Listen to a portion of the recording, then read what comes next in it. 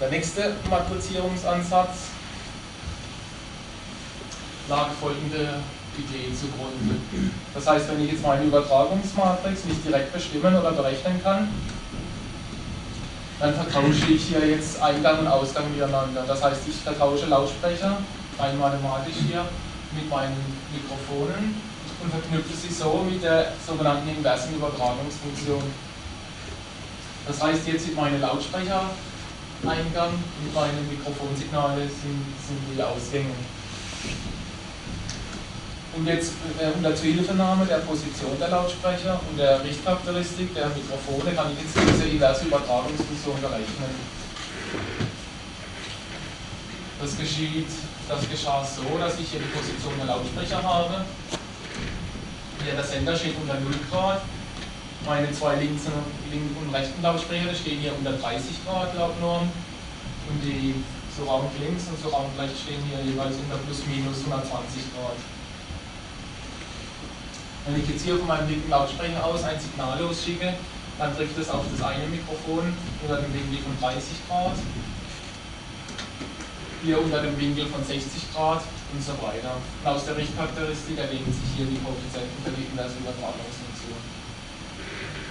Bei dieser Berechnung wurde jetzt die Übertragungsfunktion der Lautsprecher vernachlässigt. Das heißt, die habe ich hier zu 1 gesetzt. Es wurde die Luftdämpfung hier vernachlässigt, wurde zu 0 gesetzt und die Richtcharakteristik der Mikrofone wurde durch die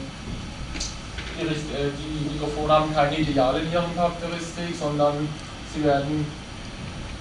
sie empfangen auch von hinten Signale im Realen, und so eine reale Niere hat so praktische rückwärtige Dämpfungen zwischen minus 15 und etwa 26 dB. Das heißt, ich habe hier meine Nieren aus einer idealen Niere plus einer kleinen Kugeladdition hergestellt. Sozusagen meine reale Niere aus zwei theoretischen addiert. Und des Weiteren habe ich hier natürlich auch die ganze Frequenzabhängigkeit vernachlässigt. Das heißt, meine Charakteristik der Lautsprecher und der Mikrofone wurden als frequenzunabhängig vorausgesetzt. Also aus dieser inversen Übertragungsfunktion, die sich hier mit ergeben hat, wenn man hiervon jetzt die Inverse berechnet, also die ist natürlich nicht, von dieser Übertragungsfunktion gibt es keine Inverse, da sie nicht quadratisch ist. Das heißt, meine einzigste Möglichkeit war, die Pseudo-Inverse zu berechnen, wie sie herauskam. Und die sollte jetzt eigentlich meiner gesuchten Übertragungsfunktion gleich sein. Was sich jetzt hier aber aus Hörbeurteilungen ergeben hat, dass die Surround-Lautsprecher hier, sind die zwei unteren Reihen, um etwa einen Pegel zwischen 25 und 27 dB weniger hatten, das heißt, als wären sie im Endeffekt abgeschaltet. Des Weiteren ergab sich noch hier, oder kann man hier rauslesen, dass die Aufaddition jetzt, die resultierende Richtcharakteristik jetzt, die ich auf meinen Lautsprecher schicke hier, sich als 0 ergab. Das heißt, aus zwei gegenüberliegenden Nieren wird hier eine Kugel gebildet.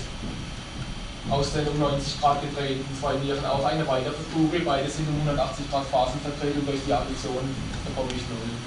Das heißt, die Richtcharakteristik hier ist einfach 0. Okay, das heißt, dieses Ergebnis konnte ich auch nicht anwenden, diese Koeffizienten. Damit kommen wir zum dritten Lösungsansatz. Da muss ich noch eine kurze Vorbemerkung machen. Und zwar benutze ich hier ein Verfahren, das aus der Stereotechnik bekannt ist, das sogenannte MS-Aufnahmeverfahren, das ich jetzt hier mit dieser Folie kurz erläutern will. Beim MS-Aufnahmeverfahren benutzt man zwei Mikrofone. Das heißt, eins ist nach vorne gerichtet, es hat Nierencharakteristik und gibt das Mittensignal aus, hier mit M bezeichnet. Das zweite Mikrofon sorgt für die Seiteninformationen, wird deshalb mit S bezeichnet und hat Achtercharakteristik. Die MS-Matrizierung funktioniert jetzt wie folgt. Das heißt, ich bilde einmal die Differenz beider Signale und einmal die Summe beider Signale und erhalte so die Signale von meinem linken und rechten Kanal. Hier die resultierende Richtcharakteristik, die sich daraus ergibt. Das MS-Aufnahmeverfahren hat etwa einen Aufnahmebereich von 90 Grad, in dem jetzt die natürliche Schallquellen linear wieder abgebildet werden. Das heißt, wenn ich jetzt diesen Aufnahmebereich habe ich jetzt bei meinem nächsten Ansatz vervierfacht und erhalte so meine gesamte 360 Grad, die ich abbilden will. Das geschah im Einzelnen so. Ich habe jetzt hier mit der ersten MS-Matrizierung mein Winkelsignal zurückgewonnen, direkt aus dem 1er-Mikrofon. Die Achtercharakteristik für die Seiteninformation habe ich hier gebildet aus der Differenz von M2 und M3. Und durch die MS-Matrizierung gewinne ich hier erstmal die Signale L1 und R1 für den vorderen Aufnahmebereich. Hiermit habe ich die 90 Grad frontal abgedeckt. Um jetzt den linken Aufnahmebereich abzudecken, bilde ich mir aus der Zweierniere mein Winkelsignal und mein Seitensignal aus der Differenz von M4 und M1. Durch weitere MS-Matrizierung erhalte ich die zwei Signale, L2 und SL2. Hiermit ist jetzt mein linker Aufnahmebereich abgedeckt. Das Ganze geschieht jetzt noch zweimal für den unteren Aufnahmebereich und für den rechten Aufnahmebereich. Und dabei ergibt sich, dass ich jetzt für jeden Ausgang zwei Signale zur Verfügung habe. Hier am Beispiel L1 ergibt sich aus dieser MS-Matrizierung diese Richtcharakteristik und L2 diese resultierende Richtcharakteristik aus dieser Matrizierung. Und diese zwei Signale wurden letztendlich addiert und damit erhalte ich mein komplettes Signal für den linken Kanal. Des Weiteren geschieht auch mit den 4 weiteren Signalen hier. Damit habe ich jetzt aber erst das 4.0 Format sozusagen abgedeckt. Hier fehlt jetzt noch der Senderkanal. Den kann ich mit der MS-Matrizierung hier nicht generieren. Der Senderkanal wurde als Souvenir ausgebildet, wie vorhin schon gesagt, zwischen M1 und M4 durch einfache Addition und Bewertung der einzelnen Signale. Durch das zusätzliche Tieftöner-Signal habe ich hier mein 5.1-Signal erhalten.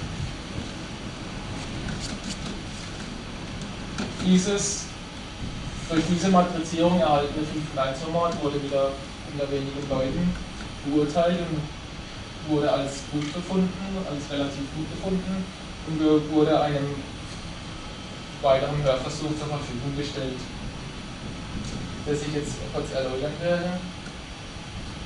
Ach, hier ist natürlich noch die Übertragungsmatrix, die sich aus dem MS-Aufnahmeverfahren ergeben hat. Man sieht hier relativ einfache Koeffizienten und hier nochmal den Senderkanal als Souvenir. Das heißt hier einfach das M1-Mikrofon und hier minus 12 dB für das 4er-Mikrofon.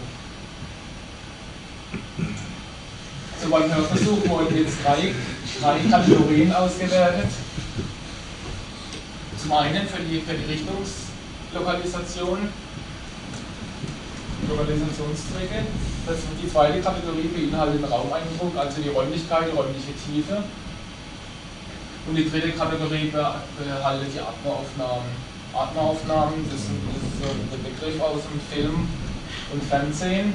Das sind sogenannte Hintergrundaufnahmen, Hintergrundgeräusche, wie zum Beispiel jetzt bei einem Bahnhof oder Disco, so dass man sich das so vorstellen kann, man befindet sich wirklich in einem Ort wie einem Disco oder einem Bahnhof oder auch Verkehrssituation. Zusätzlich wurde, um jetzt noch ein Vergleichssignal zu haben, noch mit dieser großen Mikrofonanordnung aufgezeichnet. Das habe ich unmatriziert auf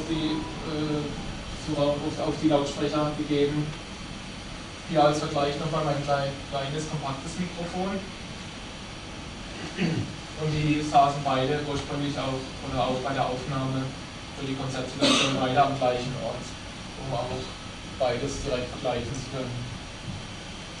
Die zwei Mikrofone für die Surround-Kanäle habe ich jetzt hier etwas näher dargestellt, damit es auf ein Foto passt, aber die standen während der Aufnahme etwa 15 bis 20 Meter weiter von der Bühne entfernt als die drei Frontmikrofone.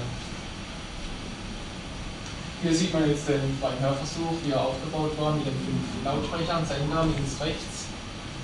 Natürlich eine Versuchsperson, ohne geht's nicht. Hier der Tieftöner. Und an dem gesamten Hörversuch haben 36 Personen teilgenommen. Das heißt für eine Auswertung eine ausreichend hohe Zahl.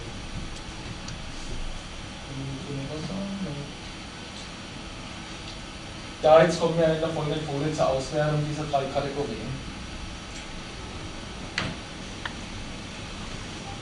Die erste Kategorie war die Richtungslokalisation.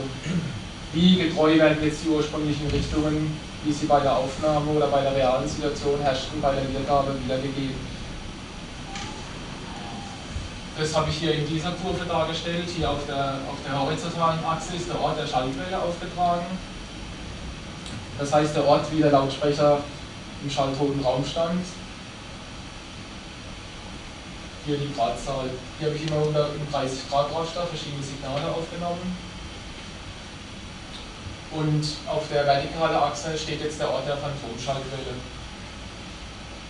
wie sie dann während der Wiedergabe lokalisiert wurde. Eine naturgetreue Abbildung, also bezeichnet die ideale Kurve hier. Das heißt, wenn ich jetzt bei der Aufnahme eine Schallquelle bei 90 Grad habe und sie wird später auch wieder bei 90 Grad lokalisiert, habe ich eine richtungstreue Abbildung. Das heißt, die gestrichelte Kurve bezeichnet meine ideale Kurve oder die Kurve, die man eigentlich anstreben sollte oder erreichen will.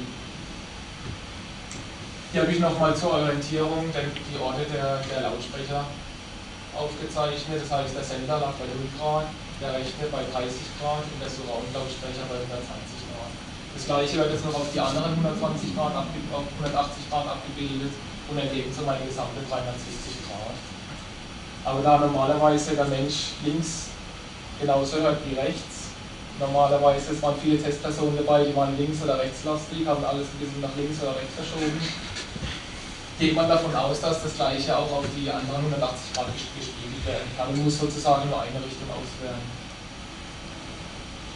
Also aufgetragen wurden jetzt oder ausgewertet wurde jetzt der Mittelwert, der Median, bei Sprachsignalen und bei 2 Instrumentalsignalen, wie jetzt ein Schlagzeugset oder akustische Gitarre.